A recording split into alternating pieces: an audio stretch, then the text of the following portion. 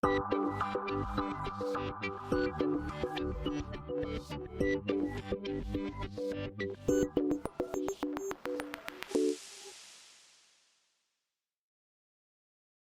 poeta gaúcho Mário Quintana já dizia: A arte de viver é simplesmente a arte de conviver.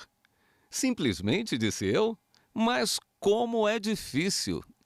E põe difícil nisso, viu? Em 2020, a pandemia da Covid-19 evidenciou muitos conflitos que surgem dessa convivência social. Veja só o que aconteceu em Porto Velho, Rondônia. Este é o condomínio residencial Salvador Dalí, nome em homenagem ao pintor surrealista que tinha o dom de unir imagens diferentes em uma só. Mas a história do prédio vai na contramão dessa reunião de diferenças defendidas pelo pintor.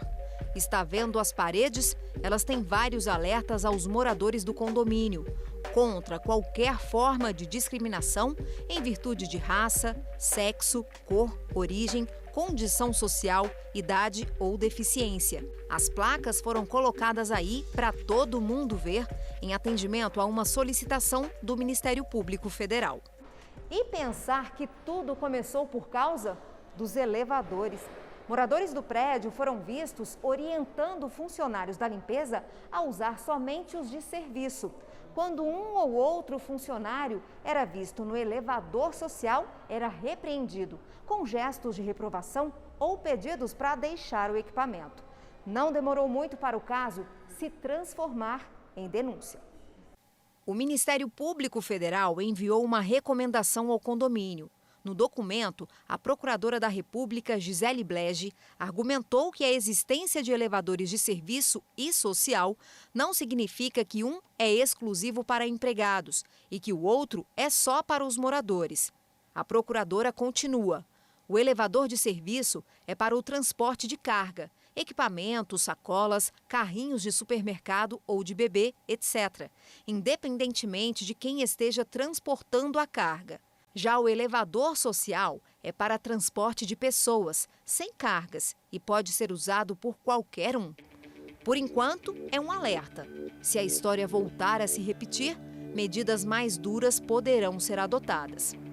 A falta de respeito ao espaço do outro pode ser uma das consequências da pandemia. A civilidade também foi afetada pelo medo. A pandemia, eu acho que tenho certeza que ela mudou vários padrões de sociabilidade que a gente tem, né? No mundo contemporâneo, né? De outra sorte, né, ela também teve um papel, né, vem tendo um papel interessante, porque um bom conjunto de pessoas no mundo não pôde viver em isolamento social, por questões de trabalho, enfim, né, ou de sobrevivência. E isso também gera, eu acho, que uma perspectiva de medo do outro, né? Apesar de você ter que estar ali convivendo, né? Mas de medo contínuo, de se contaminar. Assim como os funcionários da limpeza lá de Rondônia, Elson não pôde parar de trabalhar na pandemia. Motoboy, ele só não esperava ter problemas na hora de fazer uma entrega num condomínio de luxo. A cliente que fez o pedido de um sanduíche se recusou a receber o alimento levado por ele. O motivo? A cor da pele do entregador. No começo foi difícil, custei a acostumar com a situação, porque nunca tinha sofrido esse tipo de preconceito, de racismo, porque independente da minha cor, é uma coisa que repudiante, né? Muita gente fala sobre isso até hoje. Já foi falado muito que isso tinha que acabar. A gerente da lanchonete, Ana Carolina, guardou as mensagens enviadas pela pessoa que fez o pedido. Veja a conversa. A cliente escreve: "Esse preto não vai entrar no meu condomínio." A gerente parece não acreditar e responde: "Oi?" A cliente continua: "Manda outro motoboy que seja branco. Eu não vou permitir esse macaco." A gerente da lanchonete encerra a conversa: "Não toleramos racismo. Fim, seu pedido não será entregue." Ana Carolina conta que ficou sem palavras. Eu fiquei extremamente chateada, fiquei atônita, não sabia o que responder. Foi isso, fiquei 20 segundos olhando pra tela do computador sem saber o que falar pra ela e nem pro entregador que tava comigo no telefone no momento em que eu li o que ela tinha mandado. Eu senti raiva, eu senti tristeza, eu senti repúdio, nojo, tudo. Só que naquele momento eu não podia falar o que eu, Carol, queria dizer pra ela. Não podia dizer porque eu tava representando o estabelecimento, então ali eu falei que a gente não tolerava racismo, que o pedido dela não ia ser entregue e fim. Mas não terminou aí não. O caso foi registrado na delegacia e a busca agora é por justiça. Não sabemos se essa pessoa é a pessoa por trás do crime, porque na plataforma pode colocar o nome que você quiser, não sei se o CPF é da pessoa, mas que a gente tá indo atrás, a gente tá, e a gente vai achar. A gente registrou o BO, a gente tá indo atrás, e é isso, a gente espera por justiça, nada mais. A gente não acha que é um crime perdoável, isso é imperdoável, é inadmissível e inafiançável. A Constituição Federal traz no preâmbulo o compromisso de assegurar o exercício dos direitos sociais e individuais, a liberdade, a segurança, o bem-estar, o desenvolvimento, a igualdade e a justiça, como valores supremos de uma sociedade pluralista e sem preconceitos. O preâmbulo, durante muito tempo, havia uma discussão se haveria uma força normativa no preâmbulo ou não. O preâmbulo, ele, sem dúvida nenhuma, ele tem uma força, e ele serve como uma lente através do qual a gente deve observar a Constituição. Ali é uma carta de intenções que deixa bem claro qual é o norte, qual era a intenção, qual era o objetivo do legislador constituinte.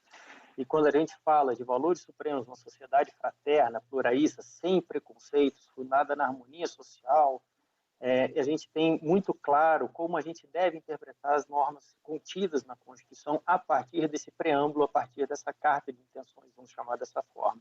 A Constituição enfatiza ainda no artigo 3º o objetivo de promover o bem de todos, sem preconceitos de origem, raça, sexo, cor, idade e quaisquer formas de discriminação.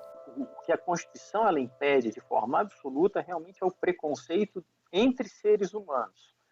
Ou seja, a partir do momento que a pessoa ela é reconhecida pela Constituição como um ser humano titular de direitos, ela não pode de forma nenhuma ser discriminada pela sua condição humana. Isso feriria, inclusive, o princípio que tem na Constituição da dignidade da pessoa humana. Então, a Constituição ela parte do pressuposto que todo ser humano ele é digno, ele merece uma existência digna.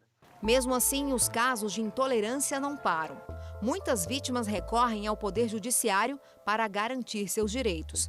Quando a agressão é motivada pela cor da pele, o caso pode ser classificado de duas formas. A injúria racial consiste em ofender a honra de alguém com base em elementos referentes à raça, cor, etnia, religião ou origem. O Código Penal estabelece pena de reclusão de 1 a 3 anos, mais multa.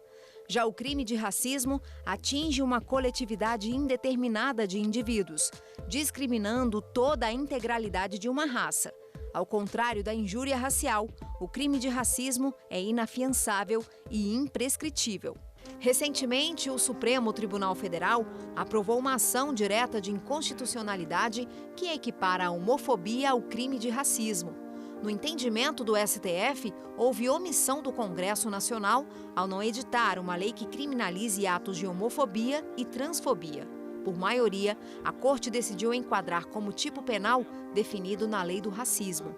A ação foi proposta por Júnior Reis, depois de não conseguir doar sangue por ter declarado ser homossexual. Na entrevista, a enfermeira perguntou se eu tinha feito sexo com outro homem.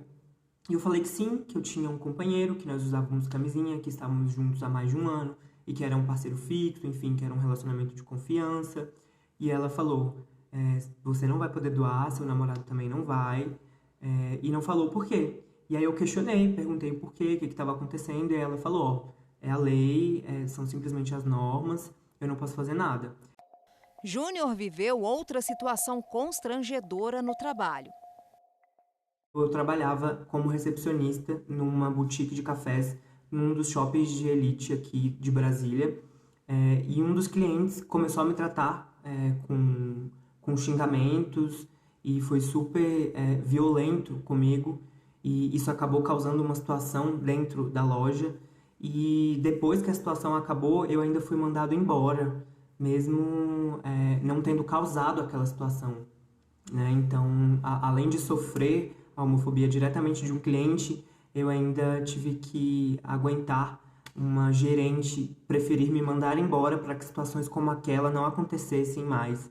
Você viu neste bloco do Repórter Justiça que a convivência evidencia vários debates e também a importância do papel da justiça na solução de conflitos quando não há um consenso. Daqui a pouco, a repórter Joyce Pires vai falar sobre a importância da honestidade na convivência coletiva. Não saia daí, o Repórter Justiça volta já já.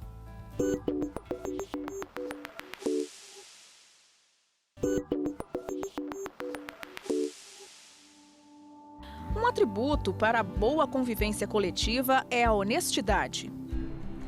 A honestidade, de acordo com alguns dicionários online, é uma característica de quem age seguindo normas éticas e morais socialmente aceitas. É uma qualidade.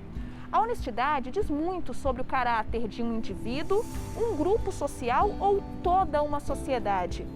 Algumas pessoas dizem que ser honesto é fazer o certo, mesmo quando ninguém está por perto ou olhando. A honestidade ela não é só uma questão de escolha individual. A honestidade é, na verdade, produto de um sistema que faz com que haja um conceito harmonizado entre as diversas pessoas que compõem uma determinada sociedade do que é certo e do que é errado. Mas daria para transformar uma pessoa dando bons exemplos? Esse sociólogo explica que é totalmente possível. Na maior parte do tempo, nós todos, eu, você, né, agimos por emulação. Ou seja, reproduzimos coisas que nós já fizemos no passado que deu certo e que vimos outras pessoas fazendo e que deram certo também. Rodrigo adquiriu essa câmera fotográfica profissional em um site de compras, mas logo descobriu que a máquina era roubada. Ele então começou uma busca pela verdadeira dona do equipamento, até que encontrou a Cristina, também fotógrafa. Cristina teve a câmera roubada em 2015 no Rio de Janeiro. Ela nem acreditou quando Rodrigo fez contato para devolver a máquina. Então ele me localizou através das redes sociais, entrou em contato comigo para me devolver o equipamento. É impressionante como Deus é Pai, vale a pena ter fé e como ainda existem almas caridosas nesse planeta. Outra história que também merece ser contada é a do Cícero. Ele ganha vida como motorista por aplicativo. Em uma das corridas, ele cruzou com a Roberta. Ela precisava ir de Duque de Caxias até São João de Meriti, ambos municípios do Rio de Janeiro. No final do trajeto, R$ 22 foi o valor da corrida. Ela conta que, por engano, deu quase R$ 40 como pagamento e saiu do carro. Pois não é que o Cícero foi atrás dela para devolver a diferença? O que eu fiz? Eu dei uma volta lá no quarteirão lá e voltei até o local onde eu deixei a moça. Chegando lá no local, me informaram que ela tinha saído para almoçar. Eu perguntei aonde que ela foi almoçar e eles me informaram que era num determinado local lá. Eu não podia voltar com o carro porque era contramão nesse local. Eu deixei o carro parado e fui andando mesmo, até chegar no local lá do restaurante. Na hora, minha reação foi de muita surpresa, porque é o tipo de atitude que ninguém espera. Ele foi me devolver o dinheiro praticamente 2 horas depois. E eu falei, não, o senhor pode ficar com o dinheiro, até pelo que o senhor gastou de gasolina para vir aqui me devolver. E ele falou que não queria, que aquilo ali não era mais do que obrigação dele, porque eu tinha que pagar o valor justo pela corrida, né? E se eu não devolvesse aquilo, cara, eu ia continuar trabalhando, agoniado, pensativo, sem saber o que fazer, né? Ia ser horrível para mim. Porque eu acho que a honestidade é tudo na nossa vida. O que não é nosso, tem que devolver a quem pertence, né? Mas honestidade ou desonestidade não tem a ver apenas com dinheiro. Por exemplo, mentir no currículo para conseguir um emprego. Pode? Dizer que você é algo que você não é, né, em algum determinado momento, né? Isso deixa de ser uma autoilusão, que poderia ser, né, uma autoilusão, né, mas se transforma num ato desonesto, de certa maneira, né? Por Porém, é quase impossível não relacionar honestidade com dinheiro. O dinheiro pode levar à ganância, que pode resultar na corrupção. E quando se fala em corrupção, o Brasil não se encontra em um bom lugar. Um levantamento feito em 2019 mostra que o país, além de não avançar no combate à corrupção, ainda caiu na colocação pelo 5º ano seguido e atualmente se encontra em 106º lugar em um ranking de 180 países, o pior patamar na história da pesquisa. O levantamento é feito desde 2012 pela organização não governamental Transparência Internacional. É um dos mais abrangentes indicadores de corrupção no setor público do mundo. A honestidade, que é um atributo individual de cada cidadão, de cada pessoa, isso é atomizado, ele é de cada ser humano em si, quando colocado em conjunto, ele se torna uma cultura social. E essa cultura social, ela é essencial para uma sociedade prosperar, porque é dessa honestidade individualizada que vai se ter uma cultura social de honestidade e, portanto, provavelmente, leis melhores, economia melhor, segurança jurídica melhor. Essa advogada explica que a desonestidade tem consequências e uma delas pode ser a prisão. A partir dessa desonestidade, nós podemos verificar alguns crimes, como, por exemplo, fraudes das mais diversas, estelionatos também diversos. Quando os casos de desonestidade no setor público vêm à tona, logo viram notícia. Um exemplo, os desvios de recursos da área da saúde durante a pandemia da Covid-19. Porém, existem casos menos graves que podem até passar despercebidos, como não honrar um contrato firmado. Mas, se existe dano, existe a punição também. Nós temos aí penas variando de 6 meses até 15 anos de prisão para a desonestidade. A advogada esclarece ainda o famoso ditado popular: achado não é roubado. Achado não é roubado, mas é crime de apropriação indevida. Uma vez que aquilo não te pertence, devolva às autoridades. Mas voltemos aos bons exemplos. Na pequena cidade de Mercedes, no oeste do Paraná, uma quadra virou palco da honestidade. Tudo começou quando a prefeitura do município, que tem cerca de 6.000 habitantes, decidiu deixar uma bola de basquete para uso livre na quadra. No local, tem apenas um aviso. Nós já recusamos 5 vezes, né? Mas, por incrível que pareça, essas bolas que foram repostas foram por desgaste natural, né? Algumas furadas, algumas bastante gastas. Nenhuma delas sumiram do local, simplesmente por desgaste. Tem muitos amigos meus de algumas cidades vizinhas que disseram: se fosse aqui a bola já tinha sumido faz tempo e tal. Então isso eu achei bem legal, ninguém ter roubado a bola nem nada, só ter que ser substituída por ficar um pouco lá no tempo e por jogar bastante tempo com ela ir desgastando. A atitude das pessoas está sendo incrível, porque elas usam, jogam lá o tempo todo e sempre colocam no lugar de volta. No próximo bloco, a gente continua com mais histórias de honestidade com bons exemplos que passam de pai para filho. O Repórter Justiça volta já já.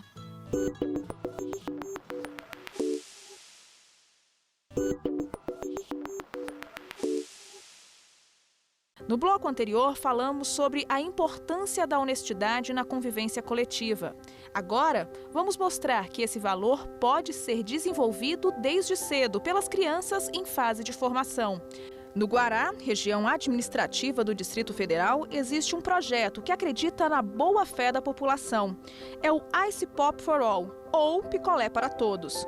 Funciona assim: freezers iguais a esse estão espalhados por vários pontos da cidade. Neles, centenas de picolés dos mais variados sabores. Por perto, nenhum vendedor ou câmeras de segurança. A pessoa escolhe quantos picolés deseja e coloca o pagamento nessa caixa. Se precisar de troco, ainda ficam algumas moedas disponíveis para que ninguém saia no prejuízo. O projeto surgiu em 2017 apenas no DF. Hoje está em 270 locais da capital e já chegou a Goiânia e Belo Horizonte. O objetivo do Ice Pop for All é disseminar a cultura da honestidade. A gente acredita que a honestidade não é um valor dado, ela é um valor que precisa ser assumido, defendido e colocado em prática. As crianças, elas não nascem fazendo errado. Elas aprendem a fazer o certo ou aprendem a fazer o errado. Normalmente elas repetem as ações dos adultos, né? Então uma criança, por exemplo, que normalmente faz algo certo, é porque ela tem alguém em casa que ensinou ela a fazer o certo. Na visita ao prédio, conhecemos a Maiara, de 7 anos. A simpática garotinha ama picolé e ter várias opções tão pertinho poderia ser uma tentação. Mas ela sabe perfeitamente o certo a fazer. A primeira coisa é não pegar picolé sem pagar. Por quê? Se alguém pegar o picolé sem pagar, isso não é legal. Mas se eu pôr o dinheiro e pegar o picolé, isso já é bom. A mãe da Maiara é só orgulho. Mesmo quando ela não está de olho, a filha não decepciona. Você saber que seu filho vai descer, vai colocar o dinheiro e vai consumir apenas aquilo que realmente correspondente ao que ele pagou, independente de ter alguém olhando ou não, ou seja, honestidade. E isso faz com que essa semente que está sendo plantada, a gente vai ter com certeza adultos melhores. A Maiara não é a única que sabe que não pode pegar os picolés sem pagar. Ela apenas chama atenção por já ser tão consciente mesmo sendo tão pequenininha. Mas o gesto de honestidade é repetido também pelos adolescentes do condomínio, que só pegam os picolés quando tem dinheiro no bolso. Eu acho que se a gente quer uma mudança, a gente tem que começar pela gente. Então, se a gente quer um país honesto, a gente não pode pegar o picolé do freezer sem pagar.